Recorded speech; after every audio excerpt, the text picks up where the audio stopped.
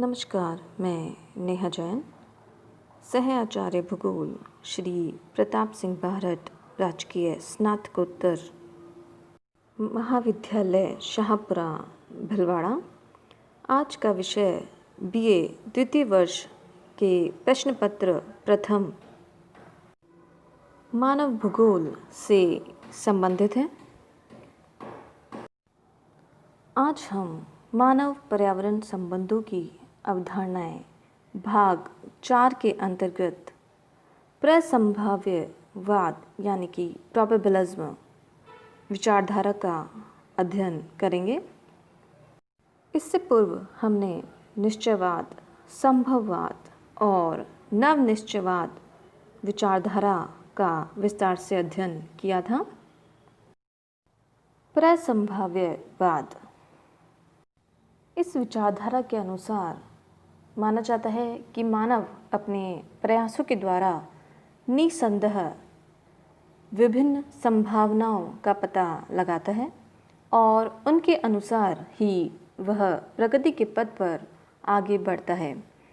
इस विचारधारा को 1953 में O.H.K. स्पेट ने प्रसंभाव्यवाद की संज्ञा दी है। यह मानव पर्यावरण संबंधों की परिष्कृत व्याख्या है। इस विचारधारा के प्रतिपादक ऑस्ट्रेलियाई विद्वान O.H.K. स्पेट महोदय थे।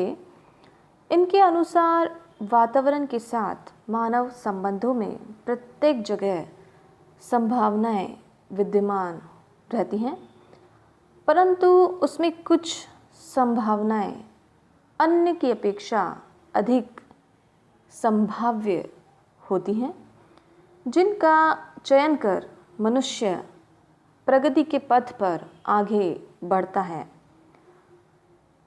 अर्थात प्रसंभाव्यवाद वह विचार है जो मनुष्य और प्रकृति के संबंधों की व्याख्या किसी अतिरेक पर नहीं कर वरन संतुलन और समायोजन के आधार पर करती हैं।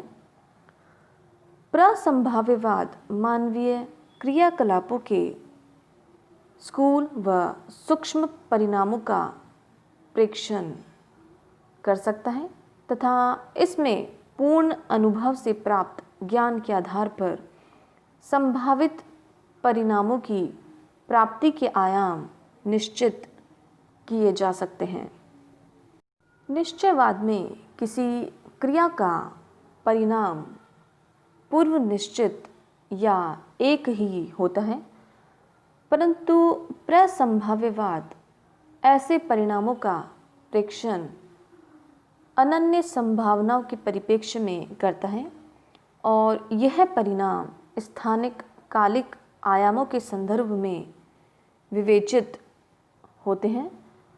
अतः प्रसंभाव्यवाद का आधार मानव प्रकृति संबंधों की वर्तमान वास्तविकता तथा इनके मध्य सकारात्मक संतुलन है।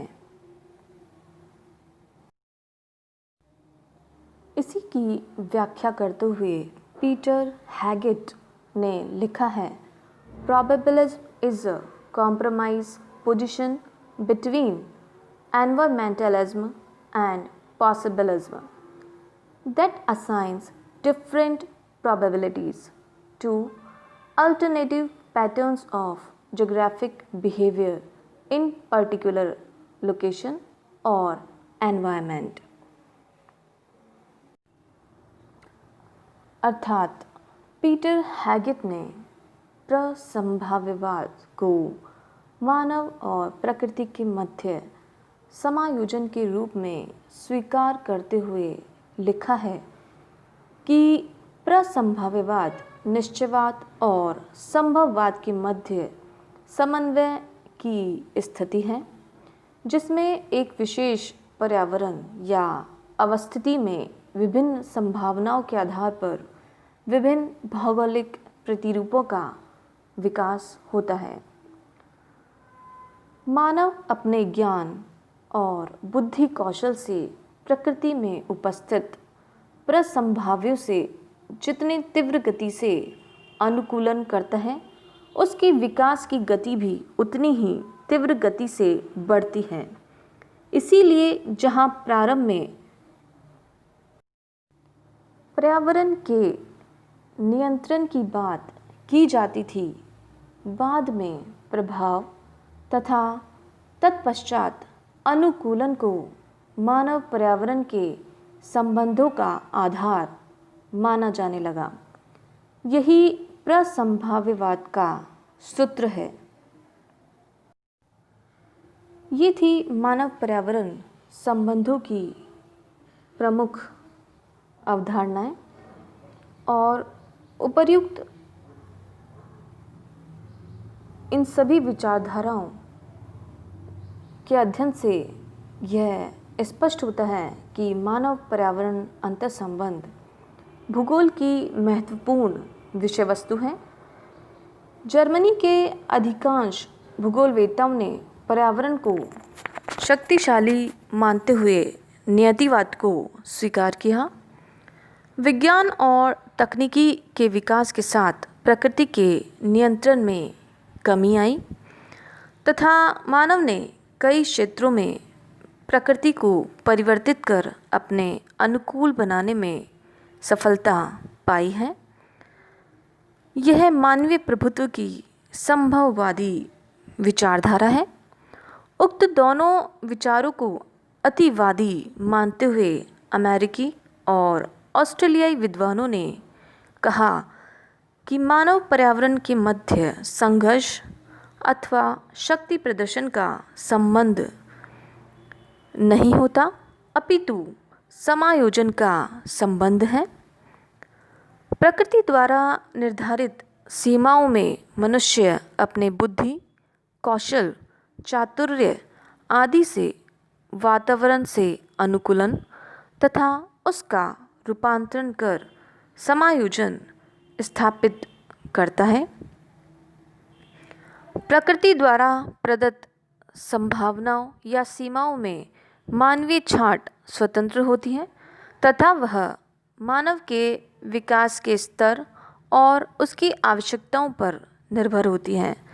अतः मानव ना तो प्रकृति का विजेता है और ना ही उसका दास, वरन मानव प्रकृति के साथ सहयोग कर विकास की ओर अग्रसर होता है।